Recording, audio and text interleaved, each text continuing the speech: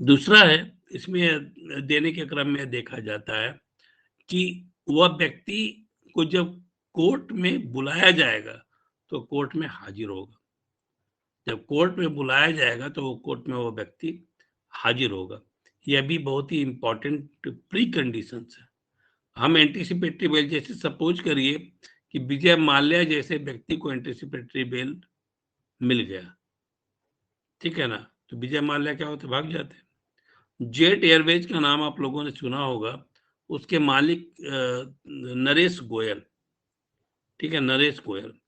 तो नरेश गोयल और उनकी पत्नी दोनों अपने फ्लाइट में सवार होकर देश से बाहर जा रहे थे, ठीक है ना। गोयल के स्पेलिंग में गलती थी, उसका फायदा उठाकर उन्होंने पासपोर्ट अपना इशू जो करवाया था उस पर चले जा रहे थे, जबकि उस पर रोक लगी हुई थी। जैसे पुलिस को पता चली, लोगों ने उन्हें उतार लिया, गिरफ्तार नहीं किया लेकिन उतार लिया। अब उन्हें यदि एंटीसिपेटरी बेल दे दिया जाता तो ऐसी स्थिति में उनके भागने की संभावना है, ठीक है ना, भागने की संभावना, जैसे विजय माल्या, जैसे नीरव मोदी, मेहुल चौकसी, ये सारे लोग भागे हुए थे, उसकी संभावना है। तो यहाँ पर यह ध्यान रखना आवश्यक है कि वह कोई भागने वाला व्यक्ति ना हो, ठीक है, कोई ऐसा व्यक्ति ना हो जो कि वो जस्टिस को अवॉइड कर रहा हो और जस्टिस से भाग रहा हो। इस बात को ध्यान देना जरूरी है। इसीलिए ऐसा यदि इस ढंग की बात आती है, ठीक है, नहीं तो एक कंडीशन डाल दिया जाता है कि आपको बेल तो दिया जाता है लेकिन आपके पासपोर्ट को इंपाउंड किया जाता है। आपको बेल तो दिया जाता है, एंटीसिपेटरी बेल ग्रांट किया जाता है, लेकिन आपके पासपोर्ट को इंपाउंड किया जाता है। इस बात को आप जान लें कि पासपोर्ट इंपाउंड यदि हो जाता है तब ऐसी स्थिति में वो देश से बाहर जा ही नहीं सकता। वह यदि किसी आतंकवादी की तरह 10 पासपोर्ट रखा हो तो बात अलग है, लेकिन यदि कोई जेन्युइन आदमी है, ठीक है ना, जिसके ऊपर FIR हो गया या फिर जो रिपोर्टेड आदमी है, उसके पास तो 10 पासपोर्ट नहीं हो सकते ना, वो फर्जी काम तो नहीं कर सकता। हालांकि आजकल फर्जी काम कौन कर सकता है, नहीं कर सकता है, ये कहना बहुत मुश्किल है। कोर्ट में मैं देख रहा हूँ बहुत सारे तथाकथित रिपोर्टेड लोग भी फर्जी काम कर देते हैं और वैसे वैसे केस भी आप लोगों को लड़ने पड़ेंगे। खैर, इस बात को भी ध्यान रखना जरूरी है कि जब उस व्यक्ति को एंटीसिपेटरी बेल दिया जा रहा है, उस व्यक्ति को एंटीसिपेटरी बेल दिया जा रहा है, तब ऐसी स्थिति में वह बाहर जाकर एविडेंस को टैंपर नहीं करेगा, बाहर जाकर एविडेंस को टैंपर नहीं करेगा, ठीक है, या फिर वह चूंकि बाहर है ही तो एविडेंस को टैंपर नहीं करेगा।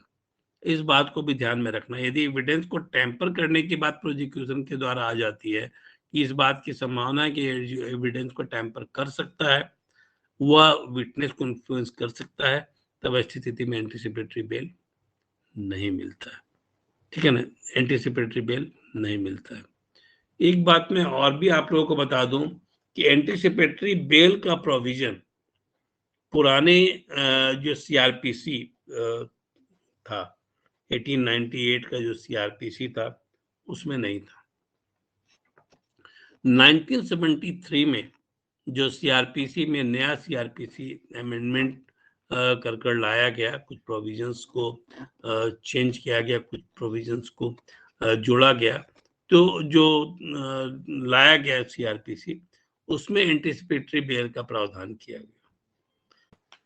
एक बात और भी आप लोगों को मैं बता दूं कि वह जो एंटीसिपेटरी बेल का प्रावधान किया गया, उसके 2 साल के बाद 1975 में देश में इमरजेंसी इम्पोज हो गई, और जब इमरजेंसी इम्पोज हो गई तो इलाहाबाद में एक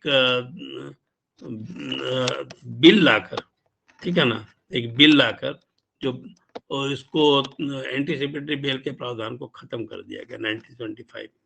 तो 1975 से लेकर, ठीक है ना, 2019 तक एंटीसिपेटरी बेल का प्रावधान नहीं था यूपी में।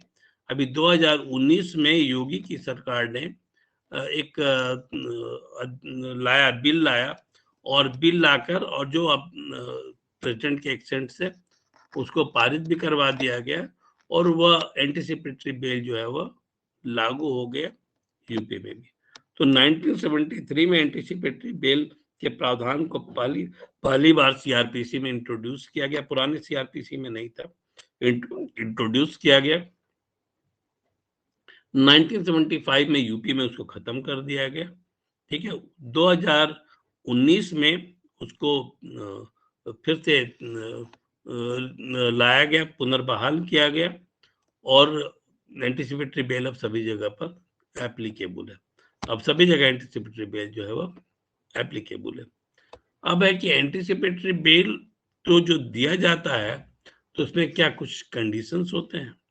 तो मैंने आप लोगों को 437 में रेगुलर बेल की चर्चा की थी और रेगुलर बेल की चर्चा के क्रम में मैंने आप लोगों को बतलाया था कि 437 के सब सेक्शन 5 में कुछ कंडीशंस की चर्चा की गई है, ठीक है ना। कुछ कंडीशंस की चर्चा की गई है, जिसमें कंडीशंस की चर्चा नहीं की, जिसमें कहा गया है कि कोर्ट कंडीशंस को इम्पोज कर सकता है, रीजनेबल कंडीशंस को इम्पोज कर सकता है। जिसमें मैंने एक 2019 के जजमेंट की बात कही थी, जिसमें सुप्रीम कोर्ट का एक आदेश था, जिसमें वह इंदिरा बनर्जी और जस्टिस अजय रस्तोगी ने एक जजमेंट दिया था, जिसमें कहा था कि रिस्ट्रिक्शंस जो होने चाहिए, कंडीशंस जो होने चाहिए और प्रैक्टिकल होने चाहिए। रिस्ट्रिक्शंस जो होने चाहिए वो प्रैक्टिकल होने चाहिए। अब ऐसा नहीं कह दिया जाए किसी व्यक्ति को कि आपको एंटीसिपेटरी बेल दिया जाता है, आप 10 लाख रुपए जमा करिए, ठीक है ना। तो यह प्रैक्टिकल नहीं हो सकता है, उसकी हैसियत ही नहीं है। तो यह बहुत ही स्पष्ट जजमेंट आया था कि वह कंडीशन तो इम्पोज जरूर किए जाएंगे, लेकिन कंडीशंस जो है वह प्रैक्टिकल होने चाहिए। इसी क्रम में मैं आप लोगों को बतलाया था 437 के क्रम में कि बहुत सारे रिस्ट्रिक्शंस उसके द्वारा इम्पोज किए जा सकते हैं, जिसमें कि वह देश छोड़कर नहीं जा सकता है, कोर्ट में जब बुलाया जाएगा तो उन्हें हाजिरी देनी होगी, ठीक है ना। एविडेंस को टैम्पर नहीं करेगा, विटनेस को इन्फ्लुएंस नहीं करेगा। ये सारे कंडीशंस जो हैं वह लागू यहाँ भी होते हैं, ठीक है ना। और ये सारे कंडीशंस जो हैं वो कंडीशंस जब बेल बॉन्ड भरा जाता है, जब बेल बॉन्ड भरा जाता है, जैसे मान लीजिए हाई कोर्ट में आपको बेल मिल गया, ठीक है, लेकिन आपको लोअर कोर्ट में आकर बेल बॉन्ड भरना है, लोअर कोर्ट में आकर बेल बॉन्ड भरना है, बेलर को वहीं पर हाजिर करना है आपको। तो बेल बॉन्ड में वो कंडीशंस भी लिखे रहते हैं और जब वो कंडीशंस का आप उल्लंघन करते हैं तब ऐसी स्थिति में आपका वह बेल कैंसिल हो सकता है, ठीक है ना। बेल वह कैंसिल हो सकता है। तो 439 जो हाई कोर्ट और सेशन जज कोर्ट में रेगुलर बेल देने की बात है, उसके सबसेक्शन 2 में कैंसलेशन ऑफ बेल की बात भी कही गई है। तो ये जान लीजिए कि एंटीसिपेटरी बेल या फिर रेगुलर बेल भी ब्लैंकेट नहीं है। एंटीसिपेटरी बेल या रेगुलर बेल भी ब्लैंकेट नहीं है। यदि आप गड़बड़ी करेंगे, कंडीशंस को नहीं फॉलो करेंगे, तब ऐसी स्थिति में वहां पर वह बेल कैंसिल भी हो सकता है, ठीक है। तो इस चीज को, जैसे आप किसी क्लाइंट को बेल दिलाते हैं तो उसके साथ साथ आप बोल बता भी देना, आपका काम है एक वकील होने के नाते, कि यह जो कंडीशंस हैं लगे हुए हैं, ठीक है, वो कंडीशंस को आपको मानना होगा। यदि आप उस कंडीशंस को नहीं मानेंगे तो बेल कैंसिल भी हो सकता है, ठीक है ना, बेल कैंसिल भी हो सकता है। सामान्यतः बेल कैंसिलेशन का केस प्रोसिक्यूशन ही दायर करती है, स्टेट ही दायर करती है, प्रोसिक्यूशन दायर करती है। लेकिन ऐसा नहीं है कि जो विक्टिम है, ठीक है ना, वह उस केस को नहीं दायर कर सकता, ऐसा भी नहीं है। वो अभी उसको दायर कर सकता है, लेकिन वह कुछ कंडीशंस जो हैं उसमें लगे हुए हैं और उसमें प्रोसिक्यूशंस का ओपिनियन भी लिया जाता है, प्रोसिक्यूशंस का ओपिनियन भी लिया जाता है। इस बात को आपको अपने क्लाइंट को भी बतला देना जरूरी है कि बेल आप लोगों को ब्लैंकेट नहीं मिला हुआ है, उसमें कुछ कंडीशंस लगे हुए हैं और कंडीशंस को यदि आप नहीं मानेंगे तब ऐसी स्थिति में वह बेल कैंसिल भी हो सकता है। अब मैं आता हूँ, दो बहुत ही लैंडमार्क जजमेंट है सुप्रीम कोर्ट का। इसमें एंटीसिपेटरी बेल के कुछ कंडीशंस की चर्चा भी की गई है। वो जो 2 जजमेंट है, वो बहुत ही पहला जजमेंट है आपका, वह है Gurbaksh Singh Sibbia versus state of Punjab में।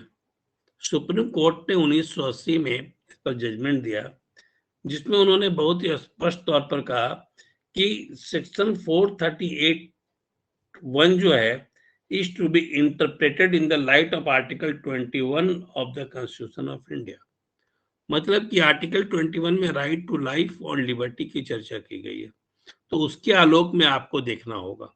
अर्थात कि वह यदि लगता है कि उसके व्यक्ति की स्वतंत्रता का हनन हो रहा है, यदि लगता है कि उस व्यक्ति ने कोई अपराध नहीं किया है, उसके राइट टू लाइफ का हनन हो रहा है, तब ऐसी स्थिति में बेल दिया जा सकता है। ठीक है ना। दूसरा कंडीशन उन्होंने डाला था कि एफआईआर जो फाइल किया गया है, वो सिर्फ वही कंडीशन नहीं है, सिर्फ एफआईआर ही कंडीशन नहीं है, हम 438 को एक्सरसाइज कर दें। सिर्फ एफआईआर कर दिया गया है और हम एंटीसिपेटरी बेल में चले जाएं, वो अभी उचित नहीं है। उसके कंडीशंस को देखना जरूरी है। एफआईआर जो किया गया है वो कितना सही है, कितना गलत है। ठीक है। 438 ए में सीधे सीधे हम सिर्फ इस आधार पर एफआईआर किया गया और हम चले गए एंटीसिपेटरी बेल में। इस बात को भी ध्यान में रखना जरूरी है। तीसरा है कि यह पुलिस के इन्वेस्टिगेशन के पावर को, ठीक है ना, 438 में मान लीजिए आपको बेल मिल गया, तो ऐसा नहीं कि पुलिस का इन्वेस्टिगेशन का पावर खत्म हो गया। पुलिस का जो इन्वेस्टिगेशन का पावर है, वो इन्वेस्टिगेशन का पावर पुलिस का एज इट इज रहेगा और पुलिस उस केस को वैसे ही इन्वेस्टिगेट भी करेगी, उस पर रोक नहीं लगाई जा सकती है। तो 438 ए का मतलब यह नहीं है कि उस व्यक्ति को, ठीक है ना, ब्लैंक चिट मिल गया है कि आप स्वतंत्र हैं और आपको कुछ नहीं हो सकता। यदि इन्वेस्टिगेशन में कुछ ऐसा आता है तो उसकी गिरफ्तारी की जा सकती है। पुलिस के पावर को रिस्ट्रिक्ट नहीं किया गया। ठीक है। इसके अलावा एक फिर कंडीशंस दिए गए हैं कि जो कंडीशंस मेंशन है 437 में, वो कंडीशन 438 के ऊपर भी लागू होंगे। जैसा कि मैंने आप लोगों को अभी बताया कि 437 में जो कंडीशंस लागू करने की बात है, वो सारे कंडीशंस 438 ए के ऊपर भी लागू होंगे। सिर्फ अंतर कहाँ पर है कि 437 में व्यक्ति जब जेल जाता है तो वो बेल के लिए अप्लाई करता है। ठीक है। लेकिन 438 में जेल जाने के पहले इस गिरफ्तारी के अंदेशा को देखते हुए वह व्यक्ति इसको आवेदन को देता है, बेल पिटीशन को फाइल करता है। लेकिन बेल देने के क्रम में जज उन्हीं सारे कंडीशंस को इम्पोज कर सकते हैं जो रेगुलर बेल के केस में होता है, और वही सारे कंडीशंस इम्पोज भी किए भी जाते हैं। फिर इसमें कहा गया है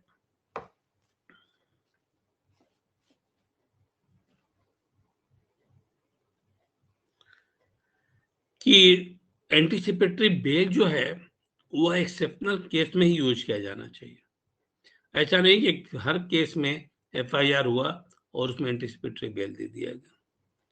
उसके पूरे को यह देखना जरूरी है कि एंटीसिपेटरी बेल में एफआईआर में क्या है, एविडेंस में क्या है। जो मैंने आप लोगों को बेल पिटीशन दिया, एंटीसिपेटरी बेल पिटीशन दिया है, और जब मैं उसकी चर्चा कर रहा था तो मैंने आप लोगों को कहा था कि उसको यह देखना जरूरी है कि वो एविडेंस क्या है, क्या उसके खिलाफ एविडेंस है, या एफआईआर को सपोर्ट करते हुए एविडेंस है, या उसके खिलाफ में एविडेंस है। तो मैंने जो पिटीशन ड्राफ्ट किया उसमें आप देखेंगे कि उसके खिलाफ में एविडेंस है। तो यह एक्स्ट्रॉर्डनरी केसेस में ही उसको यूज किया जाना चाहिए। ऐसा नहीं कि हर केस में उसको यूज किया जाए।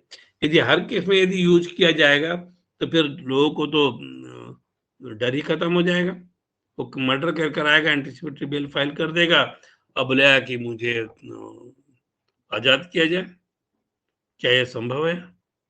तब ऐसी स्थिति में क्राइम रुकेगा क्या? इसीलिए रेस्पेक्टेबल पर्सन की बात कही गई है। और इसके बाद कहा गया है कि जो इनिशियल ऑर्डर पास किया जाएगा, ठीक है ना, उसमें पब्लिक प्रोसिक्यूटर को नोटिस जारी की जाएगी, पब्लिक प्रोसिक्यूटर को नोटिस जारी की जाएगी और पब्लिक प्रोसिक्यूटर को जवाब देना होगा, बहस करना होगा और सुनने के बाद ही एंटीसिपेटरी बेल दिया जाएगा, सुनने के बाद ही एंटीसिपेटरी बेल दिया जाएगा। और यह जो था वह दूसरे जजमेंट में आया था, यह जो कंडीशंस दिए गए थे वह दूसरे केस में आया था और वह केस भी बहुत महत्वपूर्ण था। वह है Sitaraman Satingappa Mhatre versus state of Maharashtra, ये 2011 में आया था और पंजाब का केस था जहां पर वह मंत्री थे आपके वह गुरुबख्श सिंह सिबिया, जिन्होंने फ्रॉड किया हुआ था, ठीक है ना।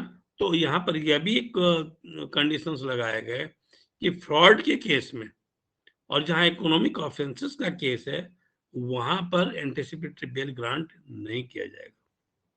और ये सुप्रीम कोर्ट तक चले गए, लेकिन उनको बेल गुरुबख्श सिंह सिबिया को मंत्री होते हुए भी बेल नहीं मिला था, ठीक है। तो यह इस चीज को जान ले कि ऐसा भी नहीं है कि सीधे आप गए और सीधे जाकर आप एंटीसिपेटरी बेल को फाइल कर दिए। और जब बेल एंटीसिपेटरी बेल पिटीशन आप फाइल करते हैं तो इस बात को आप ध्यान में रखें कि फ्रॉड का केस ना हो, ठीक है ना, एस्टैब्लिश फ्रॉड का केस ना हो, गलत किया गया, गलत FIR किया गया तब तो सही है, एंड वह जो है वह एस्टैब्लिश्ड फैक्ट ना हो, इस बात को ध्यान में रखना होगा। यदि वह फ्रॉड का केस है और वो एस्टैब्लिश्ड है तब ऐसी स्थिति में आप एंटीसिपेटरी बेल मत मूव करिए, वहां पर आपका केस जो है वह रिजेक्ट हो जाएगा। तो केस लेने के क्रम में इस बात को ध्यान रखें। यदि इकोनॉमिक ऑफेंसेस का केस है, ठीक है ना, गबन उबन का मामला है, ठीक है, किसी ऑफिस में कोई व्यक्ति काम कर रहा है और गबन का मामला है, तो ऐसी स्थिति में भी आप कोशिश करें कि वैसे बेल को एंटीसिपेटरी बेल को ना ले, जो जेल चला जाएगा तो रेगुलर बेल में आप आ सकते हैं।